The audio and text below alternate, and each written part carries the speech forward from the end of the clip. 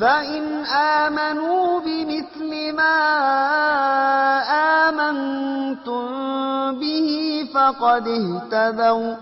وإن تولوا فإنما هم في شقاق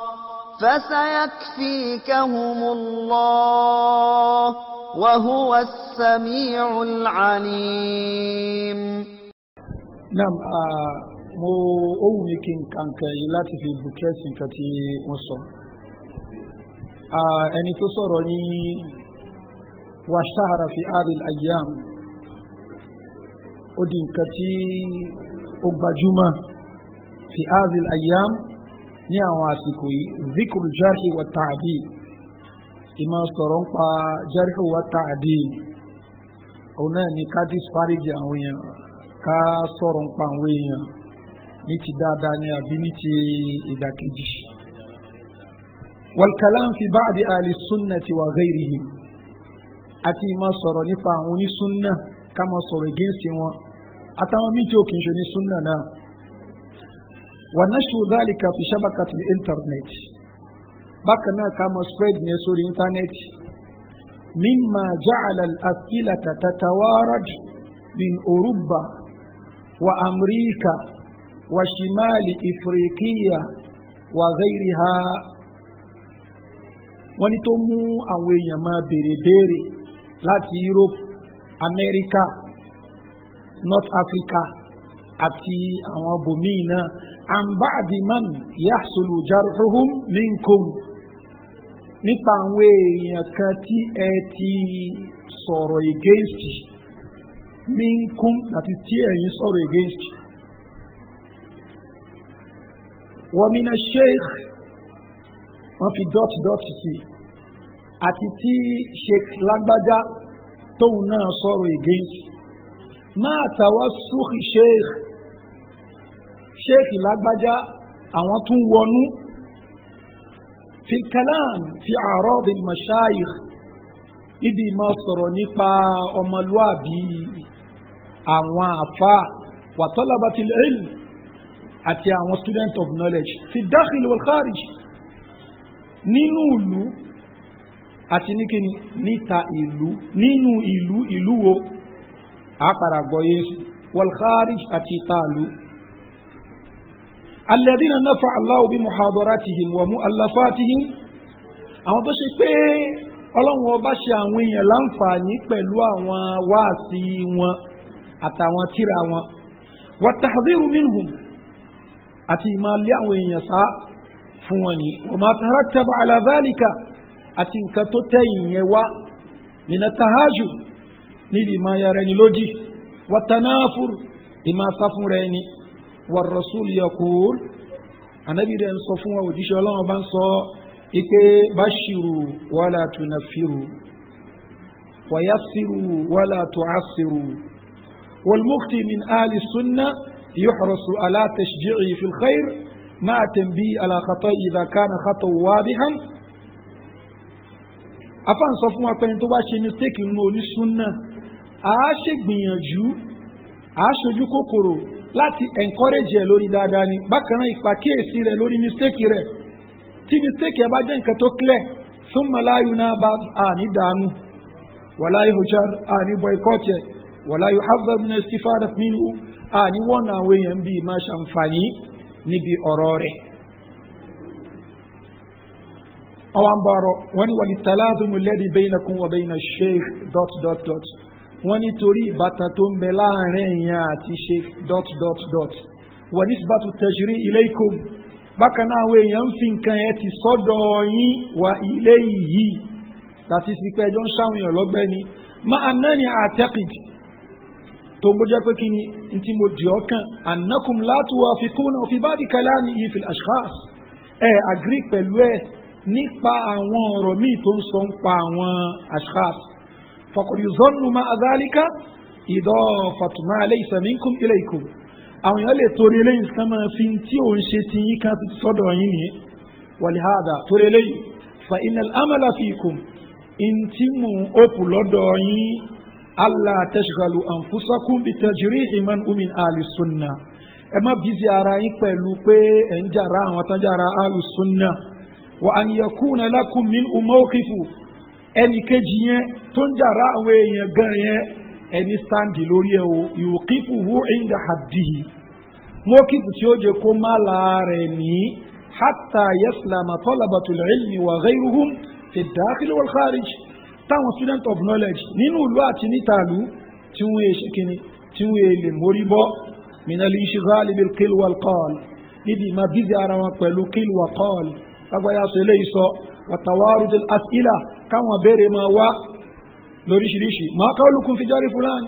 kí lè sọ ń pa járù tí wọ́n ṣe fún lágbájá ọmọ lágbájá àwọn fulan li fulan ìdí lágbájá ṣe ń pa lágbájá àwọn fulan máa náwó àbí pẹ̀lú lágbájá ma annahu la nisbata bainakum wa bain hadha ash-shakhs ẹni yìí nìyí kò kàn yín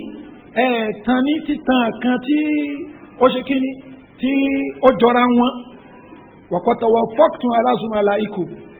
ẹgbẹ́gbẹ́ orókè lórí àwọn kíni àwọn akẹgbẹ́ yín ayyama dirasa ìgbàtẹ̀ wà ní akẹ́kọ̀ọ́ walakum mu'allafatil ilm ẹ láwọn tíra tẹ́ kọ́ níbi ìmọ̀ mufida tó wúlò amma huwa ṣùgbọ́n ní tán sọ yìí fakana min awakhiri zumala'ihi lára àwọn tó gbé láti inú àwọn student ẹni wàtẹ̀dẹ́wò fi nàjà jayyid in tó gbé jáde òní jayyid wa laysa lahu qadamun fil ilm kò ń ṣe ni tó ṣe yí pé orílì strong níbi ìmọ̀ wa laysa lahu mu'allafat wa jullu bida'atihi al-ishtighal fi a'rad an-nas wa lakum fi ashabi salam yawm al-Hudaybiyah uswatun bẹ́ẹ̀ ìparí ibi tí wọ́n parí ẹ̀ sí ibi tí mo kà yìí àwọn ọ̀rọ̀ mi wà lókè tó ṣe pé mi nífẹ̀ẹ́ kà tó ṣe pé àwọn tó bá jẹ́ talabatul ilmi ni wọ́n lè karú nǹkan yẹn ọ̀rọ̀ tí mo kà yìí muqaddima at-tab'atu thaniya li rifqan ahli as-sunnah bi ahli as-sunnah ó mú ń kà yìí tí Sheikh Abdul Muhsin Al-Abbad Al-Badr tí wọ́n kọ tí wọ́n fi ń ṣe nasiha fún Sheikh Rabi hafidhahullahu ta'ala ọ̀rọ̀ tó sọ yìí ló mú Sheikh Rabi náà padà wá tako Sheikh Fali Al-Harbi tí kìíní ẹ̀ gbóná ní nǹkan yóò gbó bí 1425 lọ sókè so kò ń ṣe nǹkan tí àwọn kankan jí tí wọ́n sọ fún wa pé lóbi táwọn lọ ní ká lọ àwọn nǹkan tí yẹn kà tí yẹn mọ̀ ń pẹ́ dáadáa ni ibi tó wọ́n fẹ́ lò ń bẹ́ jùlọ òun ni tó ń ṣẹlẹ̀ ní Europe Sheikh Abbad ló sọ̀rọ̀ yìí wọ́n ní questions wá láti bo Europe àti bo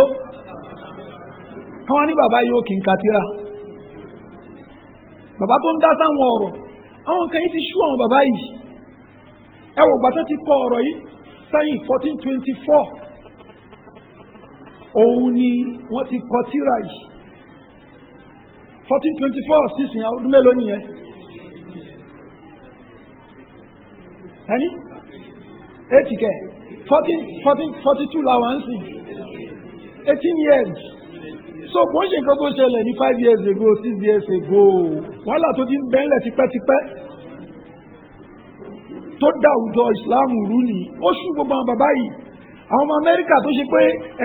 ìlú tó ń gbé ìbò ń ṣe ìlú táwọn èèyàn ti ń ṣẹ̀sìn ìlú táwọn èèyàn ti ń ṣíra lẹ̀ ìlú àwọn kèfèrí kó ṣe pé ń tẹ́mọ̀ á bízi ara yín pẹ̀lú òní tó yá ṣe ẹ kí lẹ fẹ́ sọ ń pa lágbájá kí lẹ fẹ́ sọ ń pa lágbájá.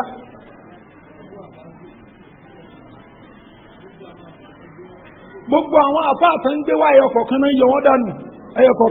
dànù àyà rẹ̀ pàwọn àbáyẹn wọn mọ̀ nǹkan kan ní Sheikh Rasulullah Abbas lọ ń ṣe lẹ́kṣọ̀ fún wọn náà lára àwọn àfáà ń lò dáadáa ní Yahya Ajuri lára àwọn àfáà ń lò ní Yahya Ajuri lò bí oṣù méjì ní Britain tó ń lọ káàkiri tán lọ ń ṣe dáwà káàkiri kó tó dípá ọmọ ẹ̀ dànù nísìn kò jẹ́ èèyàn mọ́ bọ̀jẹ̀mọ́ ìṣẹ́ ní mo fẹ́ sọ fún wa ní pé kò sẹ́ni tó jẹ́ èèyàn àwọn táwọn ọmọ ìyá wa tó ń ṣe nǹkan yìí nìyí wọ́n sì máa padà kúrò ń bẹ ní ìnídàtún bẹ o torí pé tẹ́ bá kúrò lórí alábítánsì ẹ̀ bọ́ sórí Muhammad al-Madkhali 35 years ló fi wà pẹ̀lú Sheikh Rabi nísìnyí àárín wọn ògún régé Sheikh Rabi warn against ẹ̀ máwọn ègbò àtẹ́ǹdì ẹ̀ ni ṣáàmà gbọ̀rọ̀ Sheikh Rabi àbá nígbà àwọn kan ní ẹ̀mí ìfẹ́ dá sọ̀rọ̀ yẹn but àwọn kan fẹ́ dá sí àwọn fẹ́ gbọ̀rọ̀ Sheikh Rabi lórí pé kí ni Muhammadu Hadi o bẹ́ẹ̀ ni Muhammadu Hadi àwọn náà wọ́n àwọn against yẹn pé ok ẹ má ṣe kíní ni èmi kan máa ń dúpẹ́ fọlọ́wọ́n bá pé ọlọ́wọ́n bá tẹ́bù èmi níbi fìtínà báyìí ti pẹ́ alhamdulilayi nínú markaz ni àtòrí bọ̀ nǹkan báyìí ọ̀rọ̀ Ikhwan Muslimun ẹni wá fẹ́ mú ọ̀rọ̀ àwọn àfáà súnnà tó yin Ikhwan Muslimun járe ẹ fi Sheikh Rabi lẹ́ni ẹ fi Sheikh Amal Jami lẹ́ni àwọn àfáà yòókù tẹ́yìn ẹni bọ̀dú wá fẹ́ sásábẹ́ kan kó ọ̀rọ̀ wọn wá ẹ fi yin Ikhwan Muslimun sọ́sọ́gbẹ̀yìn Sheikh Mubaz kan tó kú ní wọ́n ní minal firaqi sintaini sọ́sọ́gbẹ̀yìn ni wọ́n Sheikh Mubaz ni ẹ tọ́jáde láyé 1999 kò sẹ́ni tó ṣe rọ́pù fún àwọn Ikhwanu bíi Sheikh Al-Albani rahimahullahu ta'ala Sheikh Abdullahi Musallim lára àwọn student Sheikh Uthaymeen ni ó sọ nǹkan tí afá àwọn sọ lórí àwọn Ikhwanu ni fatawa lajna alhamdulillah ayati tó bá wọn nǹkan tá a rí ni so èmi ọkàn mi balẹ̀ tí n bá tako Ikhwanu ni any day any time lè fi fatwa afá kankan ti takù mi torí ẹ̀ mo rí pé yẹn ni ó easy láti lọ ṣùgbọ́n àjúrí mubtadi alábí mubtadi Muhammadu Hadi kẹ́yìn kìíní kan èmi ò ní bá yín dá sáwọn nǹkan yẹn ẹ káǹtì ní ouch tó gbé bí tó bá ti ń sọ lèyàn kó mọ̀ pé àfa àkejì wá fún ẹ so kí wá ní àǹfààní ìyẹn ní àwùjọ títí wá ń bí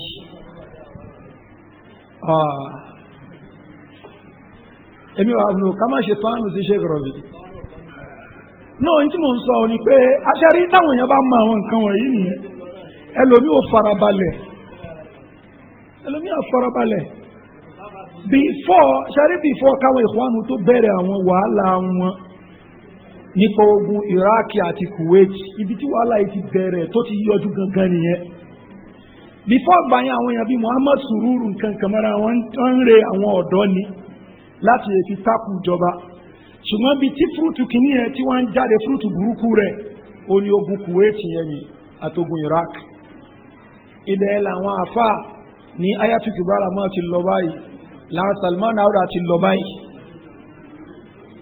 ṣùgbọ́n kìíní kan ní wọ́n rí nǹkan fi kẹ́wọ́ nígbà yẹn òun ni pé Sheikh Albani ó sọ̀pọ́ọ̀tì àwọn àfà àyà nígbà yẹn sàwọn wò pé hákù wà pẹ̀lú nǹkan tí àwọn Salman Auda Safar Awali ń sọ nípa gan ṣùgbọ́n Sheikh Albani ò mọ̀ pé àpòsíṣàn àwọn kan jọra ni lórí eléyìí mọ́nájì ọ̀tọ̀ọ̀tọ̀ ni mọ́nájì àwọn ó pẹ́ káwọn náà tó mọ̀ tẹ́wá ka mọ́nájì Salafi sọ́ọ́lì ní Alábí ń sọ níbẹ̀ mo sọ lánàá ó léèyàn kan wá tó mú pòsíṣàn àwọn Sheikh Rabi àǹkó ni láti wá ná kọ́ṣà Sheikh Albani ta ọ̀rọ̀ àwọn Salman yẹ kó kílẹ̀ sí yìí Sheikh Albani lè mọ́ tẹ́wá gbọ́ sí Silatul Huda wa Nur ní ẹ máa bí Sheikh Albani ṣe blast ẹni yìí ṣùgbọ́n Alábí fi kún mọ́nájì Salafi sọ́ọ́lì pé ẹni yẹn ni last time tó ń rí nìyẹn alẹ́ ẹjọ́ yẹn hospital ló ti bá rẹ̀ àárọ̀ ọjọ́ kejì báyìí tíkẹ́ẹ̀tì Saudi ó mú straight ni ṣùgbọ́n Sheikh Albani para rí pé àwọn ènìyàn tó tọ́ wọn gbádùn ìyẹn àwọn Safara nǹkan kan para rí pé wọn gbádùn so níṣẹ́ ní rábà súnà kan tó yin Safara Awali nìyí náà àwọn àbá súnà tó gbádùn nínú àwọn àbọ̀wọ̀ àyà fìbọ́lá máa ní ẹ̀ní rí àbáfà súnà kan tó gbádùn Alábí fọ́ ó àtàkì Safaru mu mọ́nájì sọ́lá táwọn èèyàn ń kọ̀ndẹ́mù yẹn náà ọlọ́run àwọn táwọn sọ fún ṣàwọn oníbídé àtọ́rọ̀ wọn clear bíi Safaru bíi Salman ó di ìdárúkọ àwọn méjèèjì ni ṣùgbọ́n iṣu tán fà ní iṣu Maghrawi iṣu Adnan iṣu Mari bíi Ankes àwọn eléyìí ni kò ó ṣe Alábí nìkan ló pa àwọn lóní súnà Sheikh Uthaymeen ló ń bẹ nọ́ọ̀dù wọn tí mo ti play ní Adnan àwọn òòrí lóníbídé àwọn òòrẹ̀ wọ́n nù pé káwọn yẹn mọ́ gbọ́ lẹ́kṣọ̀ rẹ̀ ní. wọ́n láwọn ò sọ bẹ́ẹ̀ wọ́n play kíní ẹ̀ ní Maghrawi ní iṣẹ́ àbáàdì sọ wọ́n láwọn ẹ máa àtẹ́ǹdì kíní ẹ̀ ní. náà èmi ò sọ pé Maghrawi muftari kò ṣe muftari báyìí tá à ń sọ ni wípé ẹ má sọ yẹn di issue lọ́dọ̀ títí wa èmi lè gbà pé muftari ni Maghrawi sí kò túmọ̀ sí pé kí n fọ́ọ̀sì ẹ̀ lórí àwọn èèyàn tí wọ́n rí bẹ́ẹ̀ kama àti sọ àwọn brothers wa carpenter bricklayer mẹkáníìkì tailor ṣé àwọn ìbáwọ̀ eléyìí nídìí kọjá ọ̀rọ̀ ẹlòmíì sì pé màgèkélẹ̀ pé náà ìdálómi náà ṣì máa bèrè yín wọ́n tẹ̀sí láfa kan mẹ́sì màgèráwí àbí kí náà alábí alábí. mo forúkọ bòyàn tó láṣìírí ni ìgbà tọrọ abúlásán márì bí tó ń gbọ́n tí mẹ́ni tí ń pè lábúlásán márì lára ẹni tó lé kókó níbi ọ̀rọ̀ tẹ̀bí gan ní àwùjọ wáyé báyìí o ìgbà tí ó kọ́kọ́ mọ̀ pé abúlásán magribi ló mọ̀ ń pè magribi wọ́n ẹ̀ṣẹ̀ ń sọ pé inú òkun ṣe magribi máribi ni ìlú máribi ní Yemen magribi ló ń pè torí pé kò ká kankan pẹ́ ó kàn páwọn èèyàn ń sọ òun náà sọ. so fitina tí ó kàn wá ní ẹni ká filẹ̀ at least ká ti ẹ̀ ṣàánú àwọn èèyàn ní gbogbo àwọn ìwọ̀n ìbò tán ti fọ́nra wọn káàkiri ní wọ́n ti lálàsí ara wọn. ṣẹ́gun bá ti ṣe rọ́dù fún àwọn èèyàn ká má ṣe gbọ́ yóò àní ká má ṣe rọ́dù fúnra wa nìyí ṣe rọ́dù bí ikhlas bí adab bil ilm èyí ń kọ́ là ń sọ tó ní súnà bá ṣe mistake ní ó tẹ́ ń sìn à ṣe rọ́dù fún ọ̀rọ̀ pẹ́ ni yóò rẹ́ mi ọ̀rọ̀ àfá mi lẹ́ni yìí kọ́ òdodo ju everybody wa lọ ṣùgbọ́n káfí nǹkan yẹn wá da ìlú rú níta ìyẹn làwọn oppose so ẹlòmíràn fẹ́ àṣẹ ó ti yẹn ó ń tàrọjà ní ìtàrọjà o lọ́gbọ́ ọ́díò mi tàṣe ní nílọrin before kí fìtínà ètò bẹ̀rẹ̀ ni mo ṣe ìṣára sáwọn nǹkan báyìí ń bẹ 2017 bí a bí May or April ó wà lórí Facebook náà kí fìtínà rọ̀ǹdà kátìrà tó bẹ̀rẹ̀ ni àmọ́ ya nǹkan míì tí mo dẹ̀ ti sọ náà before òwe míì change ọmọ sọ pé ọmọ yàwá tó pè mí wàláhì ọmọ yàwá yìí ni wọn gbà tó ṣe kọ̀rọ̀ bí mi kò dẹ̀ sí tó fà torí àwọn tán sọ̀rọ̀ ń di wọn nínú àwọn bí àwọn akẹgbẹ́ títí wọn míì àbáwọn tán jù wọn lọ díẹ̀ míì tó ṣe fún wọn rí wọn kàn dá nǹkan rú ni ó wá jẹ́ kí ẹni yìí nìkan ní ìkórìíra fún ṣe kọ̀rọ̀ bí èyí mo máa ń bá wọn sọ̀rọ̀ gan-an so àbáyé ìgbà tó pè mí lónìí wọn ni pípọ̀ tẹ̀yìn wọ́n jẹ́ káwọn nífẹ̀ẹ́ ṣe kọ̀rọ̀ bí o ìpínpà táwọn gbọ́ nǹkan báyìí ó tún wáyà wọn lẹ́nu ni mo sì nífẹ̀ẹ́ ṣe kọ̀rọ̀ bí ṣùgbọ́n mi lè tẹ̀lé wọn ní tẹ̀lé afọ́jú táwọn afá mi bá sọ̀rọ̀ tó yẹ àwọn afá ńláńlá táàrí pọ̀rọ̀ wọn convince wọ àádì mú ẹni bá dẹ̀ fẹ́ ti ṣe kọ̀rọ̀ bí mú kó dì í mú kò síjà láàrin wa lórí yẹn ṣùgbọ́n àtó bá tẹ̀lé ti ṣe kọ̀rọ̀ bí sọ yẹn ó túmọ̀ sí pé kí ni ó tẹ̀lé òdodo ó gbọ́dọ̀ gbódódó ní àná bẹ́ẹ̀ kọ́ ọ́nà ṣe ń ṣe tá a bá continue báyẹn ẹ̀yin ara yín náà yìí tó pín láàrin ara yín torí pé a lè agree lórí gbogbo individual kò possible so assalamu alaikum. naam àkọ́kọ́ èmi lọ́rùn kan náà tí mo fẹ́ yan bí n ti máa yan lábẹ́lábẹ́ náà nù tí n fi lò wọn bá àsìkò kínkínní tèmi máa ń lò bó ti fẹ́ kí sheikh abdulrahman bin náà sọ̀rọ̀ mo rí pé aláwọn ọ̀rọ̀ tó fẹ́ sọ mo ti tó jẹ́ káwọn náà sọ̀rọ̀ so ó ní wípé ẹnìkan ọ̀nà mi létí ọ̀rọ̀ yẹn ni so ẹnìkan sọ pé wàláì pé Ustaz Abdulgani Juma anada fìtínà ilẹ̀ ó sọ bẹ́ẹ̀ ẹni yóò bẹ̀rù ọlọ́run wàláì but ìyìn lè sọ pé kó bẹ̀rù ọlọ́run ìgbà tó ń sọ̀rọ̀ yẹn làákàyè ti jáde lẹ́yà rẹ̀ ni tí làákàyè yẹn bá padà yóò mọ̀ pé sọkúsọ lòun sọ wọ́n á sọ fún ọmọ tá a jọ ń sọ lánàá àmọ́ ní ọ̀rọ̀ yìí gangan kì í sọ̀rọ̀ Ustaz ló ti pilẹ̀ ọdún ẹni tó ti pilẹ̀ ni ọmọ ìyá wa Abdulrazak hafizahullah fatiwa tí wọ́n mú wá nígbà tí wọ́n bí wọ́n léèrè nípa Sheikh Alabi fatiwa tí wọ́n mú wá ló bí pé masala padà ṣẹlẹ̀ láàrin àwọn àti ẹnìkan so tí wọ́n jọ ń fà so bọ́rọ̀ yẹn ṣe pilẹ̀ nígbà tá a dẹ̀ gbọ́ bá tó ń pẹ́ wẹ́ sáǹdì wọn ni lóòótọ́ àmọ́ tó bá jẹ́ pé bí èmi bọ́pọ̀lọpọ̀ ṣe sọ yẹn pé kínní yìí kò yẹ kéèyàn ó sọ báyẹn lásìkò yìí ń tà sọ nìyẹn but ìgbà tí imam táwọn ó dá sí yẹn Ustaz Abdulgani Juma tí wọ́n ó dá sí ìgbà táwọn rí pé kínní yẹn ní muftadi ni kìí ṣe muftadi tí ọ̀rọ̀ yẹn ń fa nìyí tí n bá ṣe mistake àwọn nàná ń bẹ́ ń kalẹ̀ yìí àwọn akọ ọ̀rọ̀ fún nàṣíhà pé ká má jẹ́ kí ọ̀rọ̀ yẹn ó da àárín wa rú ni ẹni tó bá gbà á ló ń bí díà ní mọ́ọ́kìfù ẹ̀ nìyẹn ẹni tí ò bá gba halabi ní mubtadi ní táàtì mọ̀ pé ní ẹni tó ń bẹ lórí súnà náà ni mọ́ kíkọ́ ẹnìyẹn ní ká mọ̀ pé àwọn àfa tí wọ́n jẹ́ àwọn àfa àgbà náà ní ó rí bẹ́ẹ̀ láàrin wọn ká má jẹ́ kékeré yẹn kó affect wa. nàṣíhà táwọn kọ yẹn ibẹ̀ làwọn tó ti yíjú sọ́dọ̀ tiwọn náà ibẹ̀ náà tó ti yíjú wá sí ọ̀dọ̀ tiwọn náà. so ẹ dákun ẹni tó kọ nàṣíhà pé ẹ jẹ́ ẹni ẹ là á pè ní òun fìtínà nàbẹ́ni tó fẹ́ sẹ́tù ẹ má jà máa ṣàbòsí fúnra wa ká bẹ̀rù Ọlọ́run kò jẹ́ bá a rí yẹn sì jẹ́ ní ṣókí. So if they believe in the same as you believe in, then they have been rightly guided. But if they turn away, they are only in dissension, and Allah will be sufficient for you against them. And He is the hearing, the knowing.